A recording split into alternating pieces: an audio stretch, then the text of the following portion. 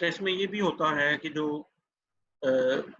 Meiosis है, वो meiosis की वजह से क्रोमोसोम्स को नेक्स्ट जनरेशन के अंदर डबलिंग से रोका जाता है कि क्रोमोसोम की जो तादाद है, वो भी नेक्स्ट जनरेशन के अंदर कांस्टेंट रहती है। तो ये भी एक पैरामीटर है कि जो कि स्पीशीज़ की आइडेंटिफिकेशन और स्पीशीज़ की एक यूनिकनेस को डिफाइन करने में मदद देता है। अच्छा, एसेक्सुअल रिप्रोडक्शन में जितने भी ऑफस्प्रिंग्स बनते हैं, वो अपने पेरेंट्स के साथ जेनेटिकली आइडेंटिकल होते हैं। साथ-साथ वो फिज़िकली और मॉर्फोलॉजिकली भी आइडेंटिकल होते हैं, जबकि सेक्सुअल रिप्रोडक्शन में जितने भी ऑफस्प्रिंग्स होते हैं,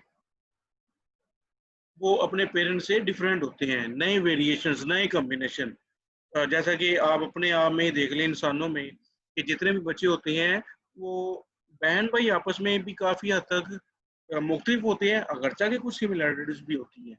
उन सिमिलैरिटीज़ के अलावा भी वो एक-दूसरे से मुख्तलिफ होते हैं और अपने आप से भी मुख्तलिफ होने के साथ-साथ वो तमाम बहन-भाई अपने पेरेंट्स से भी काफ़ी हद तक मुख्तलिफ होते हैं। सिमिलैरिटीज़ भी होती हैं, लेकिन मेजॉरिटी उनमें डिफरेंसेस भी एग्ज़िस्ट करते हैं।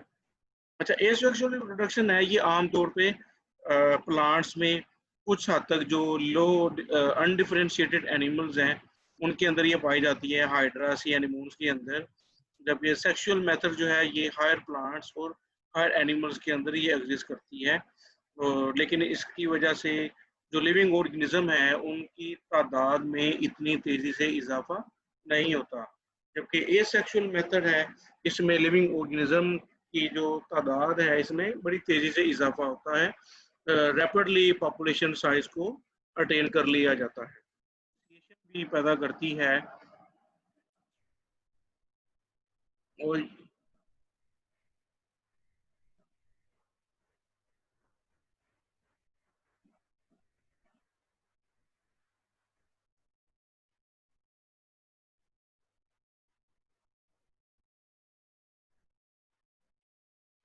ये जो डिफरेंशिएशन है कि उसमें मेल और फीमेल सेक्सेस को अलग-अलग आइडेंटिफ़ाई किया जा सकता है। लेकिन कुछ ऑर्गेनिज़्म जिसमें आइडेंटिफ़िकेशन ना की जाए या जिसमें एक ही सेक्स इन्वॉल्व हो, उसे हम यूनिसेक्सुअल कहेंगे और जिसमें दोनों सेक्सेस इन्वॉल्व हों सेक्सुअल रिप्रोडक्शन में, उसके लिए हम एक ख़ास वर्ड टर्मिनोलॉजी यूज़ करते हैं जिसे हम कहते हैं हर्माफ्रोडाइट। हर्माफ्रोडाइट या बाइसेक्सुअलिटी कि जिसमें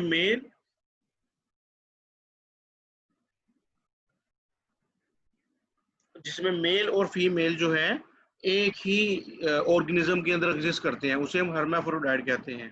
अगर मेल और फीमेल अलग अलग हों तो उसे हम यूनिसेक्सुअल कहेंगे।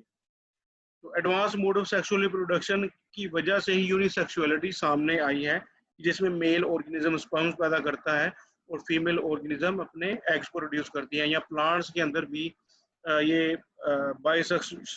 बाइसेक्सुअलिटी जो है ये रिटेन हुई है। अगरचे कि बाइसेक्सुअलिटी के बावजूद अ, कुछ ऑर्गेनिज्म हैं उनके अंदर क्रॉस फर्टिलाइजेशन होती है, जिसकी वजह से भी जेनेटिक रिकॉम्बिनेशन सामने आते हैं।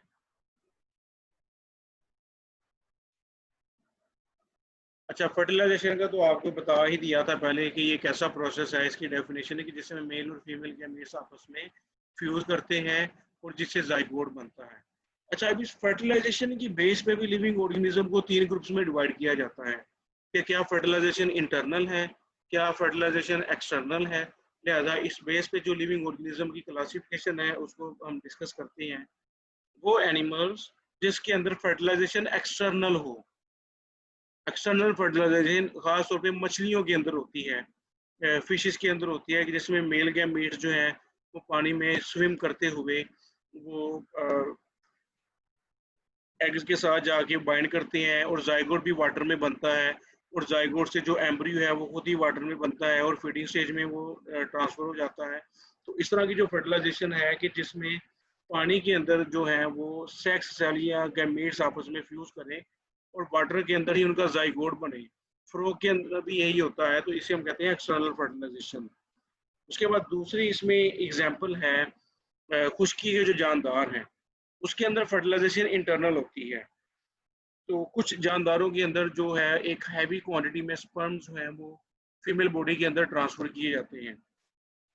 तो बर्ड्स के अंदर या रेप्टाइल्स के अंदर इंटरनल फर्टिलाइजेशन होती है, लेकिन इंटरनल फर्टिलाइजेशन होने के साथ साथ जो जानदार अंडे पैदा करें, अंडे दें, अंडे ले करें, एग्स लेइंग एनिमल्स, तो ऐसे एनिमल्स को ओविपेरस कहते हैं कि जो जानदार जैसा कि रेप्टाइल्स हैं या बर्ड्स हैं, ये दोनों जानदार अंडे पैदा करते हैं, अंडे देते हैं, और उस अंडे की बाद में हैचिंग की जाती है। उन अंडों की हैचिंग से उनकी जब इनक्यूबेशन पूरी होती है तो उनके स्पेसिफिक टाइम पीरियड के ऑनसेट होने पे उनमें से लिविंग ऑर्गेनिज्म जो है वो बाहर निकल आता है।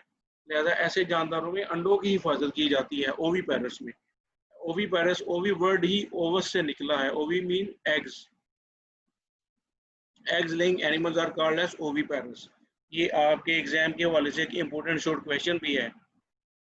ओवीपेरस के बाद दूसरी टर्मिनोलॉजी है डेट इज अ विविपेरस, के कुछ मैमल्स जिसके अंदर फर्टिलाइजेशन इंटरनल होती है लेकिन वो अंडे नहीं देते बल्कि किसी बच्चे को पैदा करते हैं। तो जो जिसमें फीमेल लिविंग ऑर्गेनिज्म की बॉडी के अंदर ही बच्चे की एम्ब्रियो की पूरी ग्रोथ होती है, पूरा जानदार वहीं पे बनता है। उसके बाद वो कुछ छोटा सा बच्चा पैदा होता है, तो तमाम मैमल जो है वो विविपेरस कहलाएंगे। बच्चा पैदा या बच्चे को पैदा करने वाले तमाम एनिमल्स विविपेरस कहलाएंगे।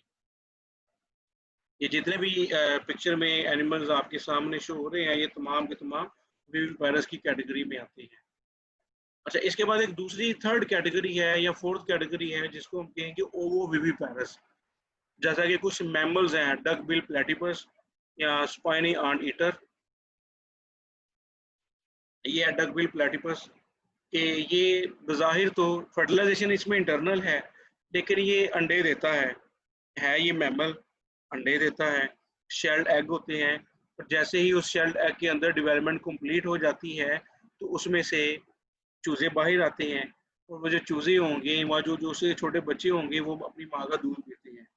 तो ऐसी कंडीशन बड़ी हैरान कुन है और ये बड़ी एक डिफ्रेंसिएशन है, एक अलग कंडीशन है, तो इसे हम कहेंगे ओवो विविपेरस।